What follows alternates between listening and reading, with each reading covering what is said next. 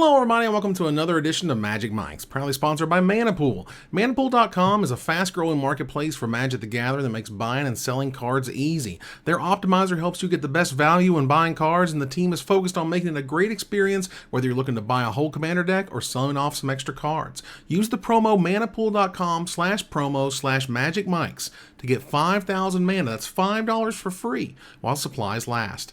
I'm Evan Irwin. We get started each week by saying hello to my two co-hosts. Power Dragon. What's up, everybody? I am sad for y'all that I've actually recovered my voice from convention, so you don't get to hear my sexy Luther Vandross voice. Ruben Bressler. It was that pleasing baritone over the weekend. For It sure. was. Hey, everybody! It's good to be back.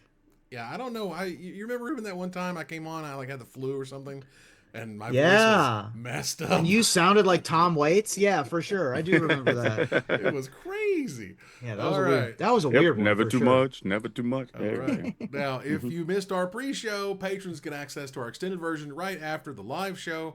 We kick it off with our first pick. And that, of course, we would like to denote, and you can see up in the top right if you're watching the video, Manapool.com is sponsoring us now. And we have a really cool URL, manapool.com/promo/magicmics. Get $5 for free, and there's only so many of those. Oh, That's really? actually the key. That doesn't last forever.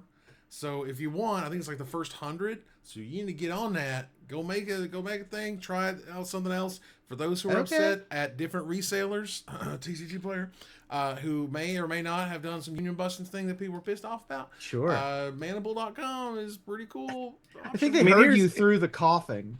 They might have heard me. Here's the thing at the very least, right? If you want to get the best deal, being able to shop around is always a good thing.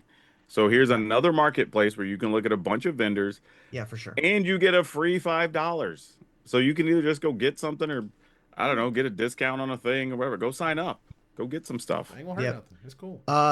Evan, as a note, we should add it to the About Magic Mike's doobly-doo down below after this episode. I will get those dooblies done ASAP. Now, the other first pick for this week is MagicCon Atlanta.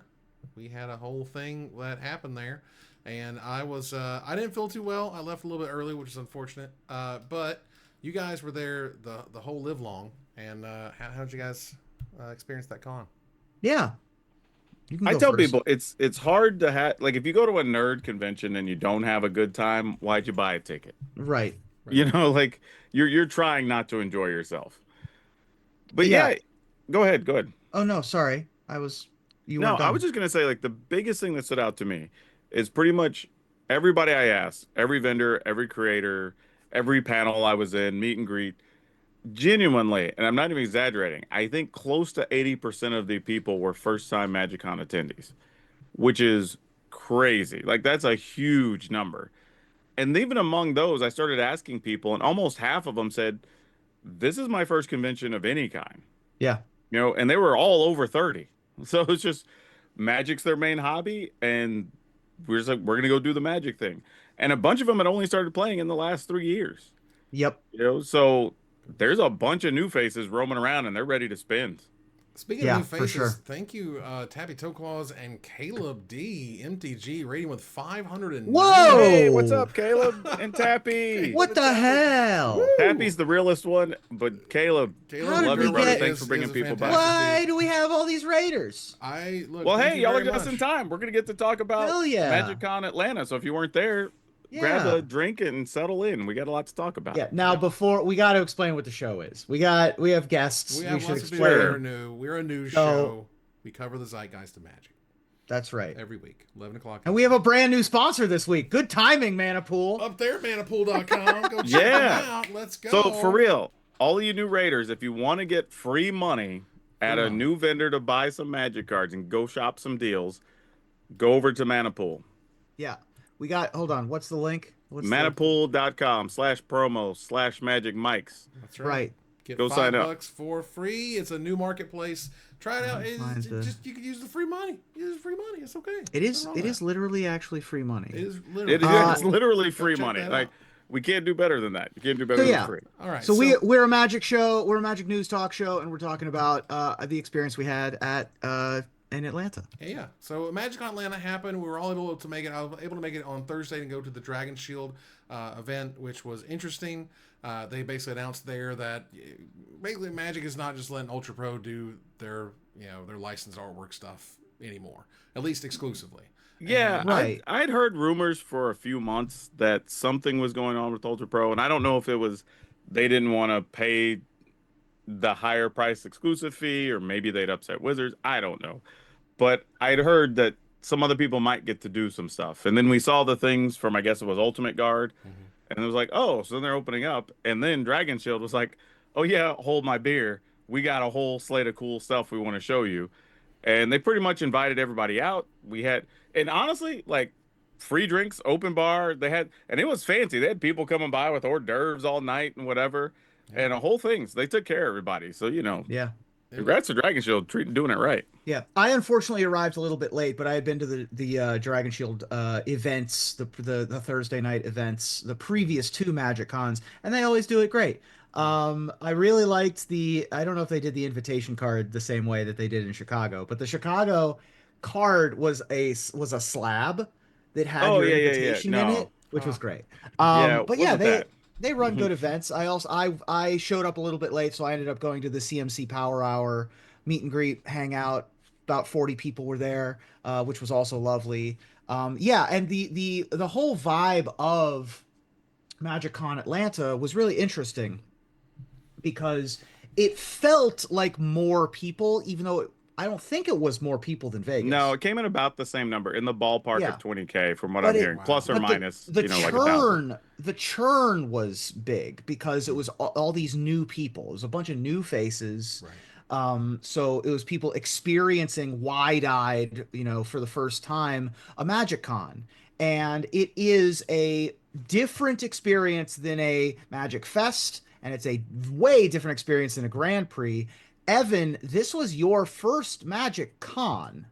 Um, for you, as someone who's been in the community for 25 years, but hasn't been to a big outside event since Magic Cons have been a thing, what did you notice from being in the room? It was big. Yeah. It's really big. It is so very, very large. We're talking like, what was it, 5 floors worth of stuff? Yep. At least 3. At the very Yeah, least, at least 3 real floors full. Yeah, full. yeah. I'm talking full. I'm talking room after room. There's the quiet room, which is actually really cool. I enjoyed kind of going and chilling out there for a minute, which was nice. But yeah, there's just so much stuff. There's so much stuff you can't really keep up with it. Let me tell you, man. I installed the MagicCon app, and they rename it for like every event, but it's the MagicCon app. And God bless them. They will give you so many push notifications. It is ridiculous. It's like, and visit these folks and sell cards. And I turned those off immediately. Yeah, Yep. I mean, This show's starting in 15 minutes. This thing's going to be on the main stage. Preview show starting in 30. I can't. yes, I'm not. It was I'm so not about it. much. But it is a good thing with all the stuff going on that it's harder for you to miss at least the headline things, which is nice. Yes. Beyond the push notifications, the app was actually really cool, easy to use. I was really impressed in that regard.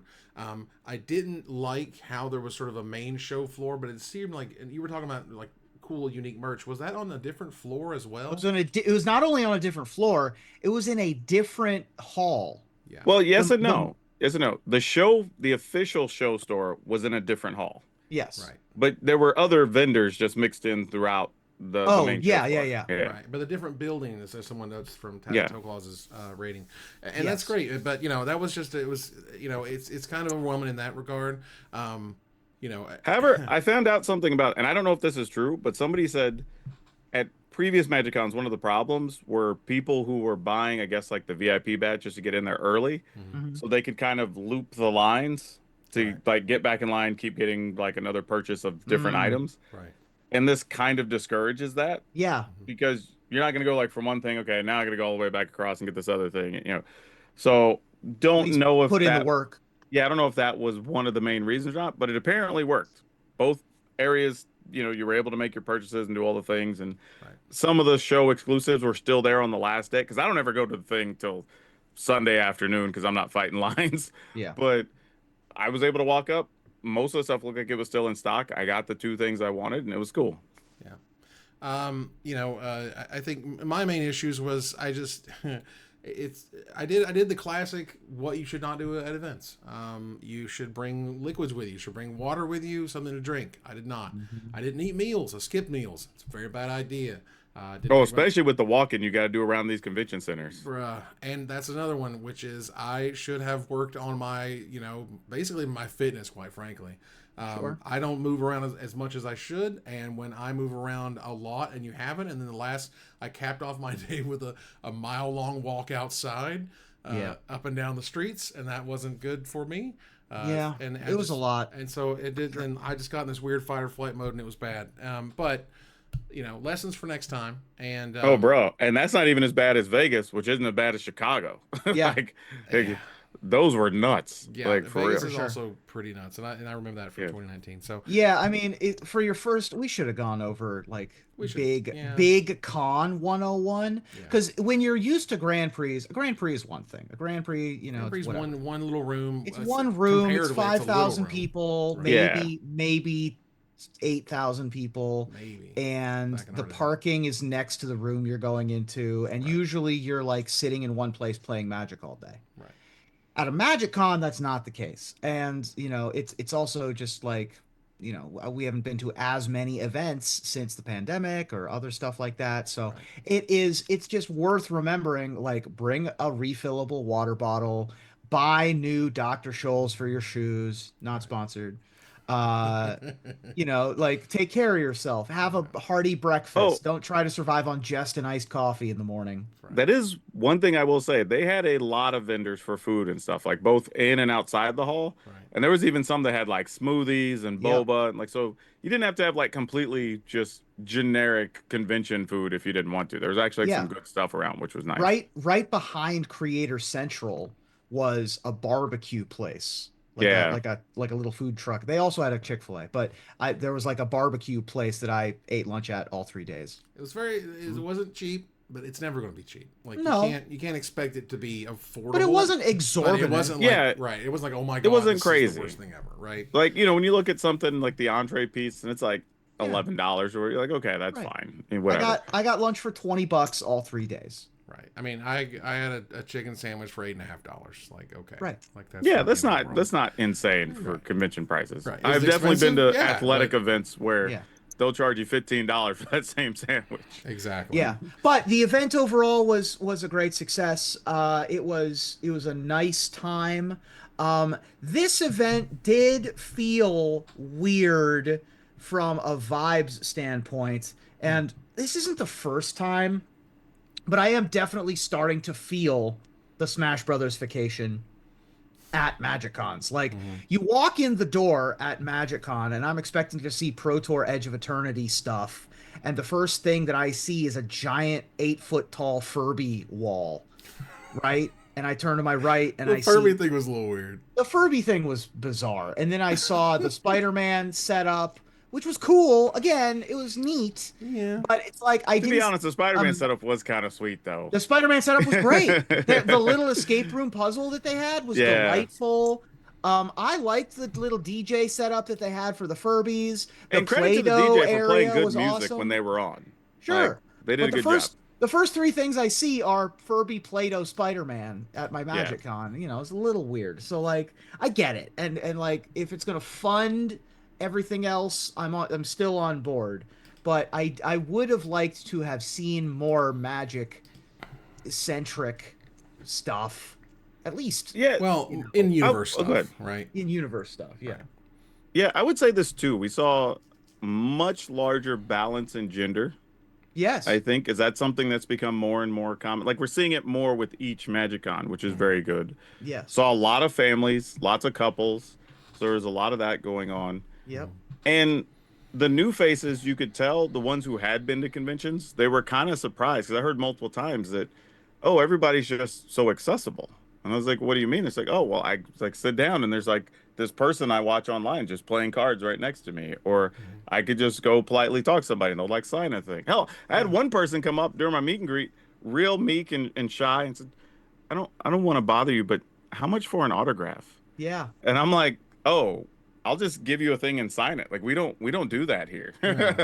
Like that's I get it. If you've been to like a Comic-Con, you wait in like a 2-hour line to buy somebody's headshot that they signed for like $100 or whatever. But it's like we don't do that, right? Right. So even that has been a draw. You could see them going like, "Oh, this is way different. Like I pay to get in, and then everything's here." Hell, one person even said they were surprised how much stuff people gave you. Yeah. Because Magic players are like, "Yeah, I don't need these cards. Have them." Like, us as celebrities, I'll use in quotes, are just like, "Hey, have these tokens, have these random stickers, whatever." Yeah. So just very, very different. Now, Unless you're waiting in the like artist lines, even with 50 artists, they were all now still, right. huge. The artists usually charge these days at least some amount, a dollar For or sure. something. As well But- they should. As well they should. I'm not saying they shouldn't. I'm saying I'm that not getting I can handed see a that. stack to sign. Right. Right. That- We're giving Yeah. them one token or whatever, which is, and someone said, is MagicCon not a line con? It is a little No. on the first day.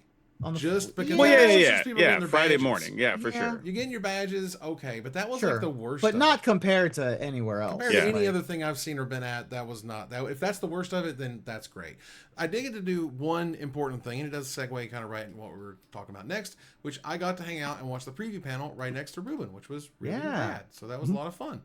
We got to see a lot of Lorwyn stuff. Lorwyn Eclipse show up for the first time, which was really cool. A lot of preview cards, which was really rad.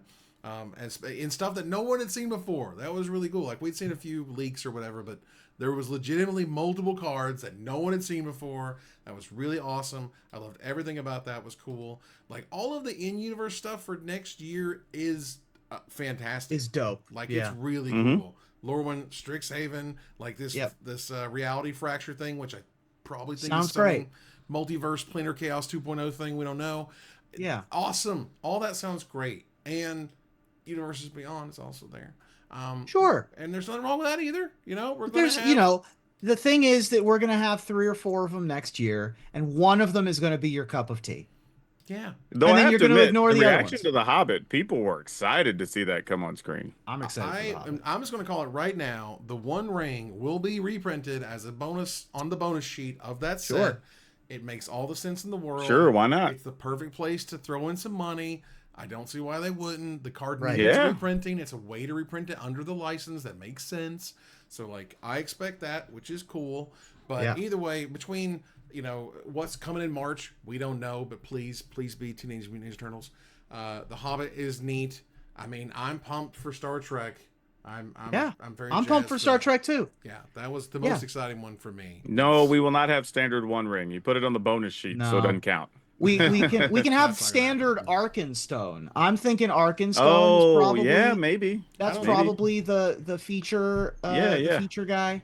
I don't The, see you know- the ring tempts you in standard. Let's put it that way. Like, I just don't think it's not. going to happen. That was a whole thing. But Oh yeah, to Caleb's point too, I saw some of those artist signatures, and man, they are out of control now. They are doing crazy stuff for signatures. Yeah, they're doing like 3D printing or not 3D printing. They're doing Yeah, one like, person had like a whole insignia they did. It was in Yeah. like in gold. Yeah, just awesome. it's crazy stuff. yeah, now But yeah, the idea that we're going to have a 4 universes beyond and 3 in universe set. Oh, the gnashing of teeth. There is nothing an old school Magic player likes to complain about these days more than the in universe sets are not enough, that they're not satisfied. yeah. And meanwhile, Magic is the biggest it's ever been, and Rosewater has said for the 378th different way that it sells, and they have to make what sells. Let me say this, right? Because I'm with everybody that says, hey, we have a lot of product right now. I Like understand. I get it. I feel it. I make content. I have to make a lot of videos. Let me tell you. But when I genuinely talk to everybody I know in the industry, distributors, retailers, whatever, the only thing they're saying is, how do we get more? Yeah. Right? Legitly. And if that's the case, I don't know if it's too much. Like I would rather there be less, but when everybody's selling it, it's I get telling somebody said it's not scalpers because your regular LGSs are selling out of stuff, So I don't know, but they did say so far everything I know, even from our little conference we had with WotC, they said they're not planning on doing 7 every year. They want it to be 6. They want it to be 3 and 3. They My said guess that at the is- preview panel too. Yeah, my guess is contracts, licenses, or whatever, certain things took a while to get done or not, and it just made sense that they're all going to land in 2026. Yeah. So we just get what we get next year. Now, Yeah, it and goes, also we're like the in-universe sets are getting love, right? We're getting a D&D expansion with Lorwyn. We're getting a honest to goodness novel, a novelization with how Strixhaven. long has it been since we had a novel? It's Gosh, I couldn't even tell you. War of the Spark? I really couldn't Yeah, tell you. it's It's been at least been that a long. So while. pre-COVID. Damn. Yeah, pre-COVID for sure. Yeah. So like the universes within stuff is getting love too. And so put your money where your mouth is and buy that product. Because I'm not like Spider-Man's not my thing. Avatar is my thing, so like I'll probably buy some of that. But Right. the 1 out of every 3 or 2 out of every 4 universes beyond sets are going to tickle my fancy, but every universe within Magic is. And so that's how we can support I support also them. have a thing because I was thinking about this on the plane because between sleeps because it was a 5.5 hour flight. Goodness. I wonder if it's possible that the team that gets dedicated to the in-universe Magic sets are actually getting to put more time into them, which is why they're hitting better Maybe. lately. Of just like, hey, there's a lot going on, but the teams don't have to keep going like, hey, we have to connect all this and all these stories and do all this stuff. It's like, Right. okay, you can just focus on this one world Magic set and do it the best you possibly can do it. We're gonna go over here and work on, I don't know, whatever, Transformers or Star Trek or whatever the case is. Because it's starting to feel like that a little bit. And I bet next year all the inter-universe Magic sets are all gonna be bangers. And obviously, I hope that, but I will definitely throw in the devil's advocate here. If there are 7 sets in 2027, don't be the most shocked in the world. Right. Sure, yeah. If something doesn't hit, sure, yeah. And Wizards also likes the number to go up. Hasbro likes the number to go up. I can't I'm deny hoping reality. I'm hoping that you could fracture reality. My guess Next is year. though they probably and they've even said like only so many licenses are available that are worth doing full sets or whatever. Yeah. Right. So my guess is they already know. Like Right. and they I, already know what's coming in 2027. You probably I'm only have so many licenses lined up. I'm Right. also hoping we get some smaller sets. Like I I think that Spider-Man could have been smaller. Like I Well, know that Spider-Man was already that good. Aftermath was not well received, but like we could do with some 150 card sets, I you mean, know? Assassin's I Creed think didn't WotC has run now it up officially either. been burned by small sets. So you Yeah. either get commander decks or nothing. I But don't think you're also gonna get small sets again. standard is 3 years now. Yeah. Like so if we go 6, 6, 7, we're gonna have So many cards. 19 sets legal in standard. Uh huh. Yeah. Uh huh. That's crazy. It Is sounds it? crazy, Is it? but That's as I big as mean, like modern was when it was created. yeah, but here's one thing too, though. There were a lot of people when we did 2 year standard just didn't even want to touch it because it was too fast. True. And now they're just like, hey, you have more cards, more options, your decks last longer. And Let's see Foundations what is legal happens. for 5. I mean, Right. Yeah. which is kind of crazy. I don't know. I would just note that, As Caleb says, everyone who misses extended just gets Right. standard now. Perfect. Great. Fair. hey It's man, kind of like that. everyone hates extended. It was real. We all Yeah. hated it. It was bad. So now we just keep Right. getting it forever, always, and it's called standard. So now we Look, need new standard, which is just sets from the current calendar year, except for foundations. You also get to play foundations. Wait, yeah. remember though, what was it 2017 where they tried to reduce it for like Yeah. it was going to be like 15 months or Yeah. 60 18 months instead of They doing tried to the full shorten it. Yeah. 24. And that literally lasted like one rotation and one And then set, they and got rid of everybody it. was so mad, and they're like, "Nope, never Uh-huh. mind." Like people say they want faster rotation, they tried it, didn't work. Look, and the last thing I'll note is that the thing that kind of blew up for the past day or so is this Jeffrey White on his Twitter talked about this analogy of there was a restaurant that you liked and they started making slop and then they started making more slop and then you don't get what you really want because they're too busy making slop and blah blah blah.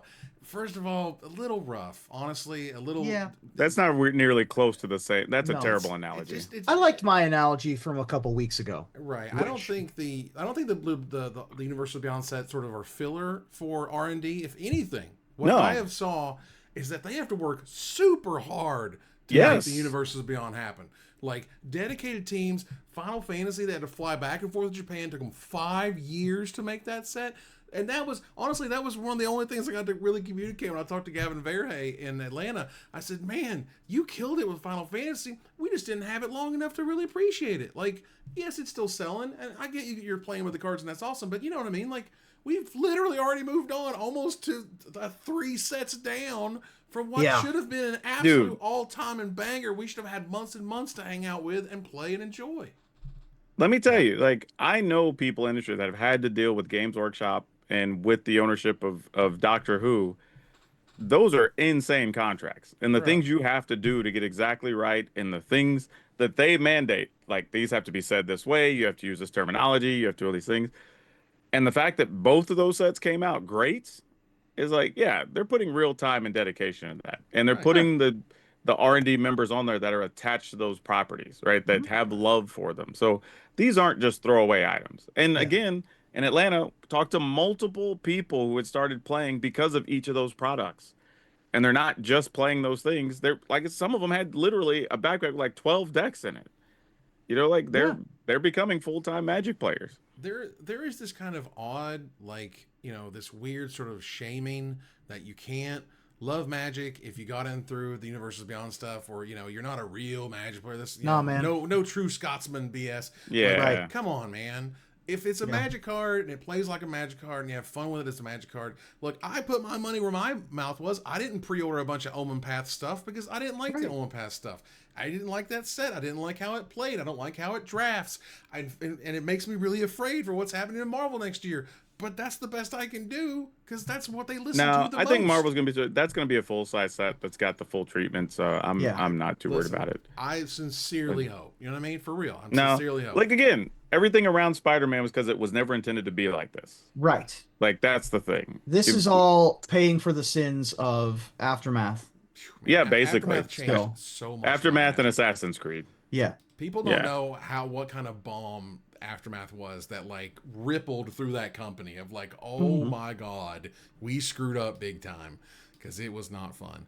But yeah, I'm not sure how many more times Rosewater can explain how sales works, but gosh, it gets a little old after a while. The thing is, let me say this too. I think a lot of it is for those of us that are old heads, been around 10 plus years. Right. This feels different and weird and whatever to us for a lot of different reasons, depending on what your perspective is. But there are a ton of people, and we saw a bunch of them last weekend, that have been playing less than 5 years. A lot playing less than 3 years. Less than a year. Yeah. Yeah, there was a guy who literally came up and said he started playing a couple months ago and just like, I'm buying a ticket to MagicCon, whatever. Yep. Sure. But the thing is, for these people, this is normal, right? They don't know it to be any different. All the game, hell, they play the Fortnites and the Smash Brothers and where everything's just all mixed in, right? So they see Magic and they're like, yeah, this is fine. And they're enjoying the game, having a good old time.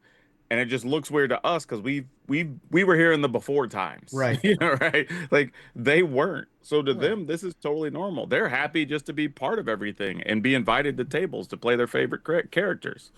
Right. You have to imagine sort of a ramp up of, you know, we're used to riding on horseback and carriage, and now all of a sudden everybody's got Corvettes, and it's like, whoa, this is way faster than we were comfortable moving, but we're moving this fast now, so you have to at least understand it or get a grip with it and not complain about the technological advances that allow us to go this fast. You know what I'm saying? Like, either way, it's a lot. And let's I also have like a little tinfoil hat kind of like in the back of my head that you got to run and get these licenses done or whatever, because I do genuinely think somewhere behind the scenes they are trying to legitimately make the push on the TV series and the movies. Yeah.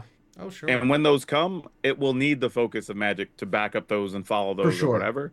Yeah. And we'll probably get less universal. We'll probably still get some, because you're not going to abandon the project altogether. That's interesting. Yeah, the better the TV show is, the fewer Universes Beyond we need. Exactly. That's part of it. Because right now, and we said it for years, right? Magic has tried so many things to bring people in.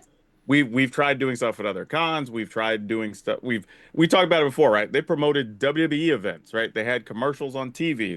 They were on ESPN2, and you couldn't grow the audience, right? Yeah.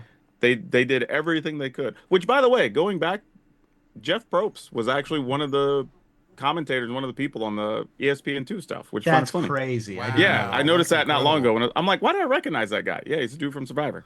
But we did all That's that and we amazing. couldn't grow the market, right? Right. We do Universes Beyond, and magically you're up 20%, Yeah. right? And So magically, you you have the need something best-selling else. sets of all time that are Universes Yeah. Beyond sets. Like, So you got to get these other things off the ground. So if we do get a good movie and we do get a good TV series, now you can pull back from the other stuff because now you can focus money on the other things that are a draw. But we right. don't have that right now. And I all your when you're talking about Pokemon, Yu-Gi-Oh, hell, even Lorcana, you have the whole Disney machine, whatever. Like Mhm. Magic doesn't have anything like that. I would say, think of it sort of this way, right? I can only imagine the difficulty it is to develop the Universes Beyond stuff because, and this is often industry standard, you will take a bunch of changes and you will send them to the copyright holder, and they will get back to you a month later. Literally in the contract, they have to get back to you within like 30 days. You'll get it on day 30, I assure you. And then you'll have a whole host of their reactions and if they're okay with it or not, and then you have to go back to the drawing board and then send them a whole bunch of changes and wait 30 days. You know what I'm saying? Like, that's what takes to these things to happen. So I can only imagine the start stopping of all these projects is really frustrating, really, which is unfortunate. But Well, I honestly think that's how we ended up with 7 sets in 2026. It was just finally got everything done, and it just made sense to hit the printer and get it out there, you know? right, like no time with the president and the contracts only last so long and yada Yeah. yada Yep. yada. All right, let's move on here. Out of the first pick to gather the townsfolk, where we talk about community issues, thanks to our sponsor, Mana Traders. Get the best tool to enhance your Magic Online experience. Use the code MagicMikes_EWN. That's East, West, North for 10% off your next subscription with Mana Traders. Tell them we sent you, and we appreciate them. Ruben, tell us all about your vintage versus Type 1 stuff. Yeah, I'm really excited to talk about that. I'm going to send the link in the chat too, to both chats actually. Yeah, please. So Vintage versus Type 1 is a fundraising effort put together by Brian David Marshall, Pro Tour historian Brian David Marshall, Very nice. partnered with Juvenile Diabetes Research Fund, which became Breakthrough T1D this year. I was a part of this event last year. Let me see if I can screw up the camera a little bit here. Check this. My playmat is my event from last year playmat. Very cool. Vintage versus Type 1 from 2024, signed by Brian David Marshall himself. Sorry for the screw up with the camera, but I've wanted to show it off. It is an adventure that Magic players are taking using Magic the Gathering Online and the Vintage Cube to try to get the most trophies or the most money into your Tiltify account for diabetes research and funding. And I have a goal that I have set of $500. I'm hoping to get there. I got $100 today from Nice. my very few people that showed up because I don't really stream on my own Twitch channel very much. Um, and I went 2-1 twice, so I don't have any trophies yet, but that's okay. And so then on Saturday and Sunday, Breakthrough Type 1 Diabetes is going to be streaming with BDM, sort of going to the different channels, dropping in on the different competitors and players to see how they're doing and talk about their experiences. Obviously, diabetes has a huge impact on my life.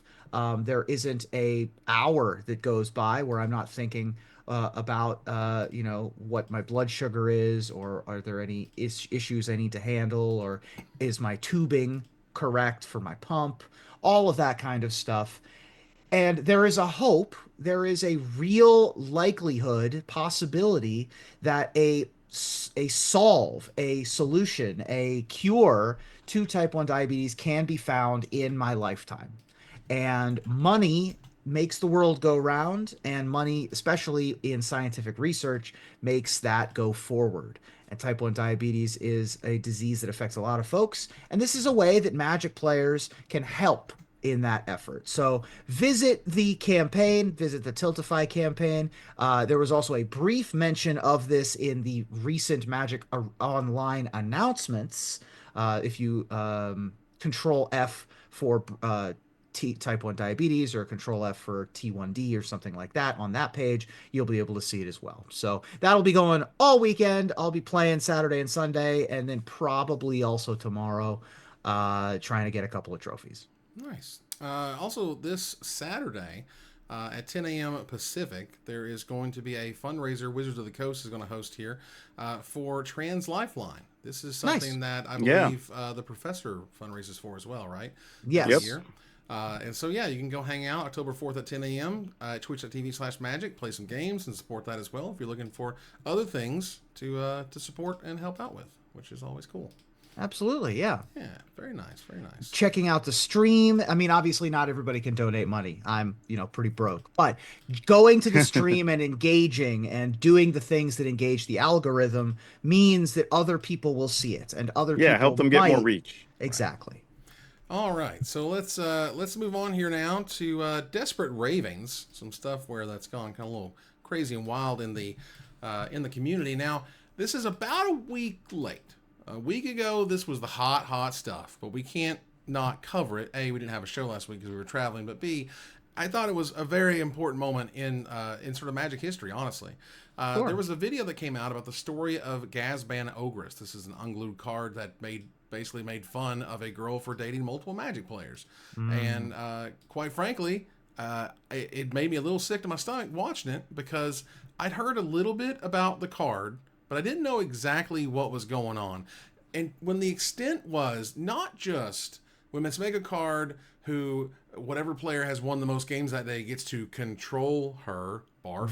The fact that they took a picture of this girl and made her ugly, quote unquote, and then put her on the card, dude, that just crosses so many lines. It's awful and it's gross. And it literally starts the story out with, what am I supposed to do? It's Mark Rosewater, he's got power and I don't. And there was an update on the Blogatog a day after my birthday last week where there was the apology that I think should have came decades ago, but we got it. Where Rosewater, I think, is very clear. I think this is a very good apology in terms of he doesn't blame anybody else. He doesn't say he's sorry you feel that way or whatever. Like, he takes ownership of it. It shouldn't have been made. It's the number one card of all the thousands that he's made. He wish he hadn't, which is the thing. And he actually contacted Catherine and had a talk with her, which is awesome. Apologized for the card's existence. She said she accepted my apology without reservation. This apology should have come decades earlier, though, and for that, he is also sorry. So, yeah, this is a whole thing that you can't put the toothpaste back in the 90s tube. Right. But, man, I wish this thing never existed. Yeah, we talked a lot about that in the pre-show, from the same set that had, like, I don't know, City of Ass and whatever other dumb sophomoric stuff was in there. The thing this one is particularly egregious. Sure. And even the concept of the card could almost pass in the 90s. The problem was you went the extra step and you put her likeness on it. Right. Like that was completely unnecessary. That was just super gross. And it got, commissioned and went to print. So like there's a lot of blame to go around. Obviously. I mean, there's no less than 5 people probably had to see it and or say it was okay. Right. Yeah. It's an embarrassment, and you can't hand wave the history of misogyny in Magic the Gathering and in gaming in general when stuff like this exists. And so discussing it and acknowledging it and staring your the worst parts of your history in the face is part of Magic. 27,000 Magic cards have been made since 1993. They aren't all going to be great, and they aren't all going to be. You're not going to be proud of them all. Oh no! We also don't forget during the pandemic we made the list of those that we should no longer talk about. Exactly. There's the 7 cards that we can't say on TV, and this could very easily be added to that list. So the fact that this expose got posted, the fact that this what are they called? Video essay. Yeah. Was posted. It prompted a response from Mark to reach out and apologize, and it seems as though that was accepted, which is okay, which is good. Which is fine. The best time to have printed this card was never. The second best time to have apologized for it is now. So, or whatever the saying is. Anyway, you get the idea. And also, God, it's a little gross that in the week since that video has shown up, the card is now over $10, where it was originally like $1.25 or something. Well, of course, because people drew attention to it, and people didn't know what it was even, right? Yeah, and that's the tough thing when you dig stuff up, right? Because it puts it back on everybody's radar. And, you know, this is probably the closest thing to being on the reserved list because they ain't reprinting it. I'll tell you that. Nope. I'm not buying it or anybody means that's gross. But, you know, I also recognize we talked about this where if they put it on the 7 cards you can't say on television, then it's going to, you know, put a bigger spotlight or whatever on it. Yep. Right. I'm okay on putting the spotlight as this should never have happened. It's never going to be printed. We're super sorry it happened. This is an absolute mistake. And they did it. And they did that. That's gross. I wish they'd add that to the list officially. That's all I'm saying. Well. But we'll see. All right. Last little bit here. There was a thread that showed up. I mean, this was a couple weeks ago, but it was so crazy that I had not really seen anything like it. This was really wild. There was a tournament that was being held at a WPN premium location that said can't ban Vivi, Cauldron, and Standard. They are refusing prizes to people who choose to play it. Quote, players who play Is-It Vivi/Cauldron style decks will not be eligible for prizes during the week they play that deck.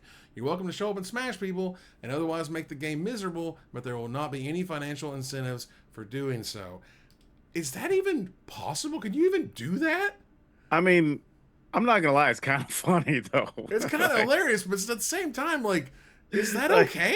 Like, I mean, it toes a very fine line.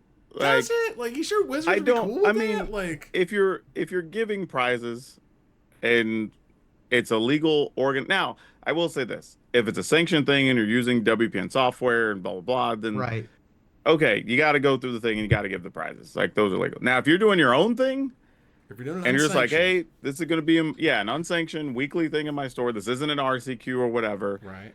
We want to change it up because we want our players to be happier in Standard. Here's what we're instituting. Then, like, go nuts. You can do whatever you want in those cases. Have fun with it. Yeah. But if it's an official event, then no. Like, everything that's legal is legal. You got to honor the stuff in your prizes and whatever. But I don't know. There is part of me that does find that funny. I probably shouldn't, but I really do. This is a wild way to handle it, especially if you're WPN premium. Because, I mean, one of the things about a WPN premium store is that you have to get these, like, event signups and tournament signups. Right. Because that matters a big, deal to your store. Sure. So if you're to take an event where ideally a bunch of people are going to show up to it and you make it unsanctioned because you have this little weird rule that you don't like this deck for whatever reason, I don't know, man. That's just a weird, slippery slope. That's all I'm saying. But if, and I don't know if this is the case, but if they do that, and they get a double attendance for a Wednesday night tournament or something, because that's the one people play more of with no Vivi, then I get why they would do it. Yeah. Now, if your regular F&M is Standard or whatever, you got to jump through all the hoops and do all the stuff, and you got to still award the people who want to play it. So, I don't know. It's an interesting thing, though. I mean, it's depends on how they want to run their events and what their goals are, I guess. That's just so weird. I don't know. I've never, I like when I bring up stuff I've never seen before. And I've never seen, I've seen, 10 proxy vintage or whatever, right? And that's unsanctioned because you can't have proxies in the sanction, whatever. Okay, cool, whatever. But not in Standard. You don't go after Standard decks. Like, that is strange. I will say this, though. It kind of tells you how tired people are of that deck, because if you read through the comments, only like what looks to be maybe 20% are against this. A bunch are like, well, if Wizards won't do anything, or like, it's weird, but I respect it. You know what I mean? Like, there's a lot of that in the comments. Yeah. So, I mean, it's crazy, but maybe they're just making the move that the community wants. Like, I don't know. Wizards won't do what's right, we will do it ourselves. I mean, it's a weird hill to die on. Yeah, I mean, looking at the comments, like, if I'm a local, I'm probably okay with this. If I'm traveling, it maybe causes a problem, right? That's wild. So, I don't know, man. I don't know. I don't expect it to start a rash of all these tournament organizers just deciding, I don't like this deck, I don't like this card, whatever. But, yeah, I think the other thing is it just highlights how tired people are of that deck. Even if it was from a few weeks ago, it's not gotten any less, I mean, maybe a little less dominant, but it's still very, very good. It's all over the top decks from Standard still. I don't see it lasting even now. So, okie dokie. Let's turn the corner here to our final segment of The Finisher, which comes complete with a joke written by Ruben himself. That's me. That's right. So this week, a computer program named Tilly Norwood, an AI-generated actress, quote unquote, threw the movie making world into a tizzy. Now this got me thinking, what would an AI magic content creator look like, Ruben? First of all, you heard about this story, right? I heard a little bit about it.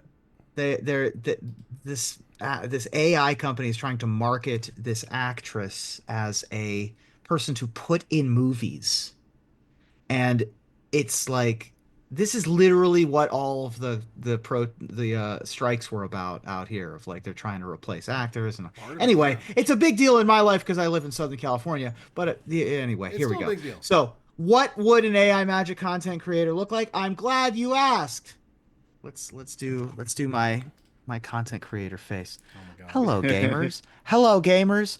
I'm MTG Dog Token, and today I'm joined by 3 of my closest and best acquaintances for a game of Commander MTG Bracket 3 Magic EDH. We hope you enjoy watching and commentating. Like and Commenting. subscribe. Like Yeah. and subscribe. Exactly. Power Dragon. Greetings, magicians. Welcome to the Neutral Zone.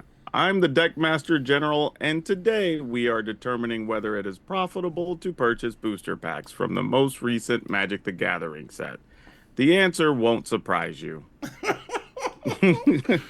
Well, goodbye, everybody. My name is Orange Man, and on behalf of my co-hosts, Red Man and Terrible Lizard, we will podcast you another day on the next episode of Magical Microphones. And now we're going to invade another channel until they have all been assimilated.